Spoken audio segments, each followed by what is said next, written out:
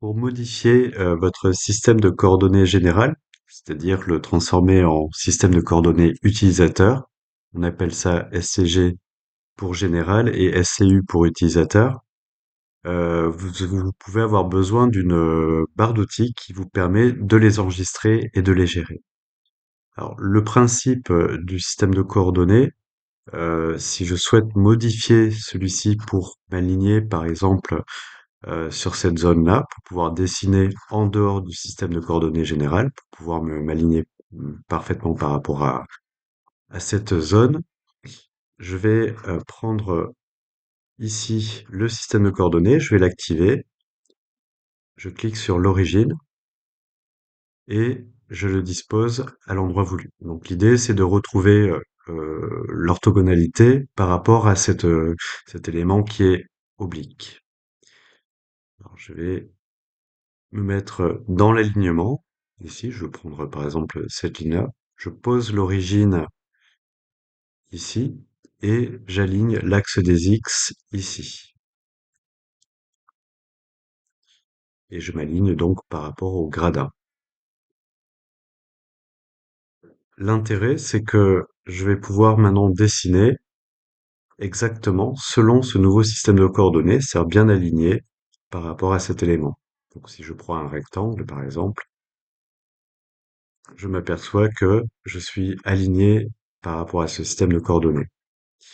Donc si je dois ensuite revenir pour travailler d'autres aménagements, par exemple, je vois ici que il faudrait que je revienne sur le système de coordonnées général.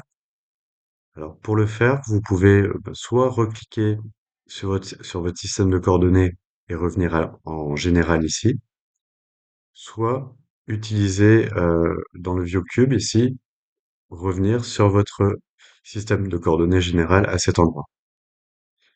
Donc c'est ce que je fais ici.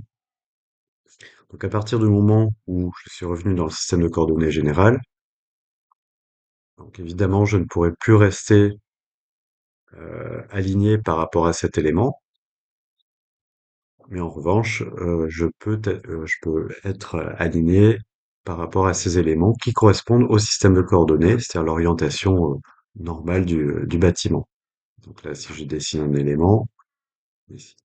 Donc cela signifie que tous les éléments que vous dessinez se conforment en fait à ce système de coordonnées.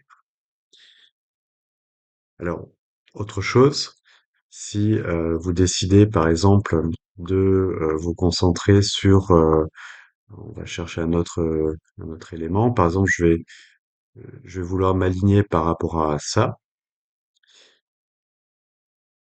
donc je vais prendre mon système de coordonnées général, je l'amène à l'origine.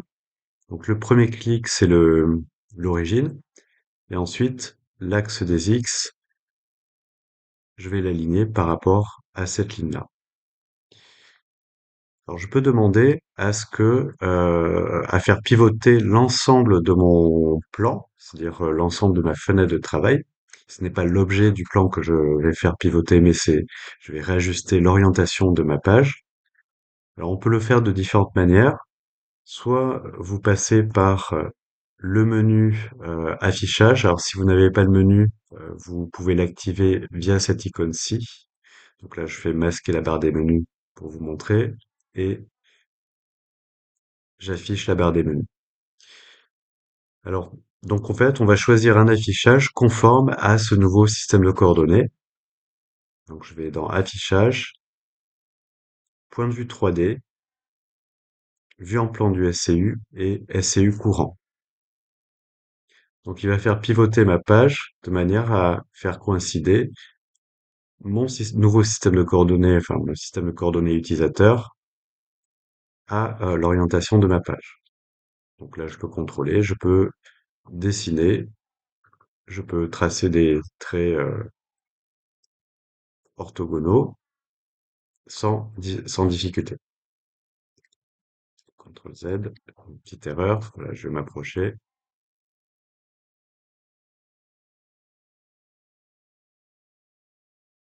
Alors, pour rétablir la situation, donc je dois d'abord modifier mon système de coordonnées. Donc soit en passant par là, donc je peux revenir à général, soit en passant par là en général et remettre mon orientation normale. Donc soit en revenant sur affichage comme je vous ai montré, soit en utilisant le cube. Alors dans ce cas-là, hop, vous double-cliquez sur le cube ici.